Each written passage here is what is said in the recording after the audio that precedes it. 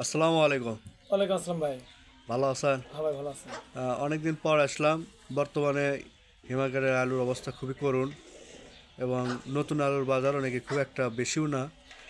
অনেকটা এত অল্প তাড়াতাড়ি দাম কমে যাওয়ার কারণ এবং বাজারে নতুন আলুর প্রভাবটা কেমন এবং পুরাতন আলুর অবস্থাটা কেমন এই সম্পর্কে একটু বিস্তারিত জানতে চাচ্ছিলাম এবং দামটা সম্পর্কে। আজকে ধরেন নতুনের বাজার গেছে 19 টাকা 20 টাকা কেজি। এটা কি আলু? গাইলট। এই সাদা সাদা আলু ধরেন ডায়মন্ড, তারপর শাকিদা, এরকম সাদা আলু। সামসা সামসা। এটা কত কেজি? 20 টাকা? 19 থেকে 20। 20 টাকা কেজি। হ্যাঁ, গাইলট। এটা কোথায় যাবে? যাই যে মোকামে নিয়ে যায়, এখন কেউ ঢাকায় নিচ্ছে, কেউ সিলেট, কেউ আপনি নিমসাই ধরতেছে। তো সব মোকামে যে মোকামে খাচ্ছে সে মোকামে নিয়ে যাচ্ছে। বর্তমানে এই নতুন আলুর বাজার কত হওয়া উচিত ছিল? তো এই বছর আলুর দামই কম। উচিত বললে কোনো জিনিস নেই, গোল আলুর কোনো উচিত বলে কোনো জিনিস নেই। আপনি যেটা বলতেছেন না, এটা আলু আলুই। কারণ সারের দাম বেশি, রোপণের দাম বেশি, সেই জন্য বলতেছি যে নতুন আলু সবে মাত্র আসলো মার্কেটে। এটা তো প্রথমে আপনি আসলো আপনার 50 টাকা 55 টাকা কেজি। আপনি বলতেছেন সারের দাম বেশি, এটার দাম, এটার সাথে আলুর কোনো সম্পর্ক আপনি আসতে তখন চাচ্ছেন, হয় না।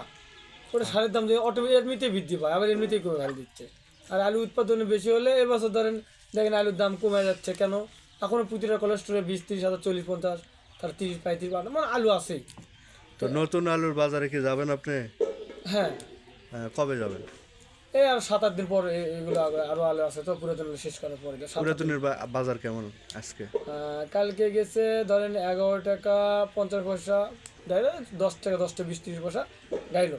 এটা কি আলু? স্টিক। স্টিক। আর লাল পাকড়ি? লাল চাকরি মানে ওরকম বাজারে আপডেট নেই ভাই, মানে ওটা চলতেছে না আসলে। এরা তো স্টিক তো খাচ্ছে দম কাম হলেও। স্টিক ধরেন কেউ বিক্রি করতে 10.5 টাকা গাইলো, কেউ বিক্রি করতে 11 টাকা 10 টাকা 30 পয়সা 20 পয়সা, মানে বেচা পেলে মিটে গেল, 10 পয়সা কমও দেখার বিষয় না, খালি বিক্রি দেওয়ার কথা। এই স্টিক। হ্যাঁ, কেউ করতেছে ভাই 10.5 টাকা হলে লোড করছে একটা, ওই ব্যক্তি আবার 20 পয়সা কমে বিক্রি করতেছে। কেন? আলু শেষ করে দাম। 20 পয়সা ধরে একটা গাড়িতে যদি 3,000 টাকা কম হোক, তাও আলু যাক, 10 টাকা বস্তা কম হলেও সমস্যা নেই, তা আলু শেষ করে দেয়। তাহলে পুরাতন আলুর অবস্থা খুবই খারাপ এবং লাজুক এবং শোচনীয়। হ্যাঁ। স্টোরে যেটা আছে এটা বের হওয়ার সম্ভাবনা নাই বললেই চলে নাকি? না হলে তো অবশ্যই যেগুলো আছে বের তো হবে, ভাড়ার নিচেও আসতে পারে, আসবেই তো, বোঝা যাচ্ছে। কালকে ধরেন বাজার 10 টাকা 20-30 পয়সা গাইল উঠলে ধরেন খরচ 1 টাকা কেজি, তাহলে কয় টাকা কেজি হলো? 9 টাকা 20 পয়সা করে, 9 গুণুন 9.20 গুণুন 60, তাই দাম হচ্ছে 550 টাকা। 550 টাকা আলু তো আজকে বর্ষ 500 টাকা যাবে, প্রতিদিন 50 কমবে, তাহলে যখন 500 ভেঙ্গা আসবে তখন তো বুঝতে পারবেন আসলে কি হয়ে গেল। তাহলে কৃষক নতুন আলু তো মার খাচ্ছে, পুরাতন আলু তো মার খাচ্ছে, নতুন কারণ আলু পুরাতন আলু তোমার কি পুরাতন আলু থাকার কারণে নতুন আলুর দাম নাই, আর নতুন আলু বাজারে আসার কারণে পুরাতন আলুর দাম নাই। দুটা মানে আলুর সাথে সম্পৃক্ত। মানে ব্যালেন্স করতে পারেনি, সময়ের ব্যালেন্স। সোজা এটা কথা। এটা আমার উৎপাদনের সামনের বছর এই প্রভাব থাকবে, সামনের বছরও এটাই থাকবে। কেন?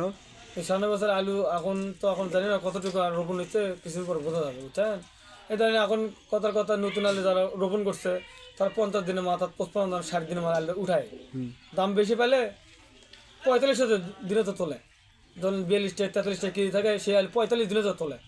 এখন যখন দেখবি আলুর দাম তো নেই, আরও 15 দিন দেখি আলু ফলনটা বাড়ুক, এই নতুন আলু আবার থাকা যাবে, এই পুরাতন আলু শেষ হতে হতে নতুন আলু কিছু থাকা যাবে, আবার স্টক থাকবে।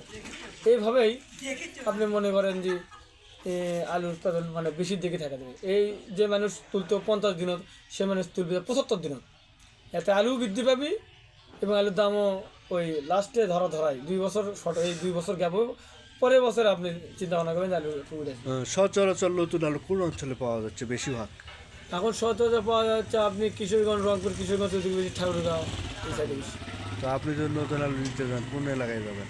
আমি অবশ্য রংপুর কথাবার্তা হয়েছে, কিশোরগঞ্জে কথাবার্তা হয়েছে, ওইদিকে যা হয়তো 7-8 দিন পর ওখান থেকে এই আলু কোথায় যাবে আপনার? এলে আমি দেবো, নোয়াখালী দেবো, কুমিল্লাতে দেবো, ঢাকায় দেবো, মানে এই আড়তগুলো আপনার? এইদিকে আপাতত সময়। তো নতুন কোনো ব্যবসায় আপনার সাথে অ্যাড হয়েছে এই নতুন বছরে? না, নতুনভাবে এখনো হয়নি, যেগুলো আছে ওগুলোই চলতেছে। তো যদি নতুন করে কেউ অ্যাড হতে চায় যোগাযোগ করবে কিভাবে আপনার সাথে? যোগাযোগ করতে আমার সাথে যোগাযোগ করলে আমার নাম্বার, আমার ঠিকানা কিচক বাজার, শিবগঞ্জ বগুড়া, মোবাইল নাম্বার 01762915795।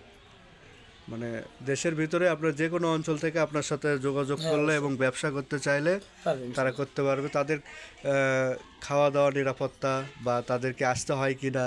হ্যাঁ, তো প্রথম আমার সাথে পরিচিত হওয়ার জন্য আসতে হবে, তার দেখতে হবে আমার কোয়ালিটি দেখে যেতে হবে, এখানে কি অবস্থা আছি, ব্যবসায় কি, তার দেখে শুনে জানা, তারপরে তো বিশ্বস্ত হলেই তো বুঝতে হবে যে না সে ব্যবসা করার জন্য কী যায়। তো ঠিক আছে, অসংখ্য অসংখ্য ধন্যবাদ। নতুন বছরের শুভেচ্ছা রইল। আগামীতে কৃষক যাতে ভালো ন্যায্য মূল্য পায়, ব্যবসায়ীদেরকে সেদিকেও নজর রাখতে হবে। প্রিয় দর্শক, ইনি একজন আলু ব্যবসায়ী বগুড়া থেকে। ইনি নতুন পুরাতন সব ধরনের আলু দিয়ে থাকেন। বাজারের সাথে তাল মিলিয়ে চলাফেরা করেন। এটা এনার আড়ত।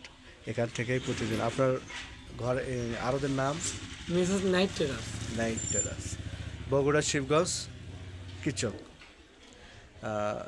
মোবাইল নাম্বারটা আরেকবার। 01762915795। ধন্যবাদ। এই নাম্বারে সবসময় খোলা থাকে। অবশ্যই অবশ্যই। ধন্যবাদ। আসসালামু আলাইকুম।